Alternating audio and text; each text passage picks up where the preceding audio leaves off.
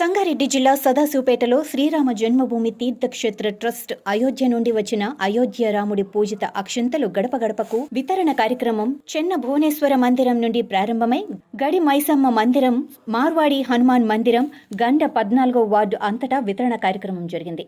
ఈ కార్యక్రమంలో రామనామ స్మరణతో మారుమోగింది. ఈ కార్యక్రమంలో మున్సిపల్ చైర్మన్ పిల్లోడి విజయమ్మ, చెన్న బసవేశ్వర మందిరం, గడి మైసమ్మ మందిరం కమిటీ సభ్యులు, మహిళామణులు, చిన్నారులు అధిక సంఖ్యలో పాల్గొన్నారు.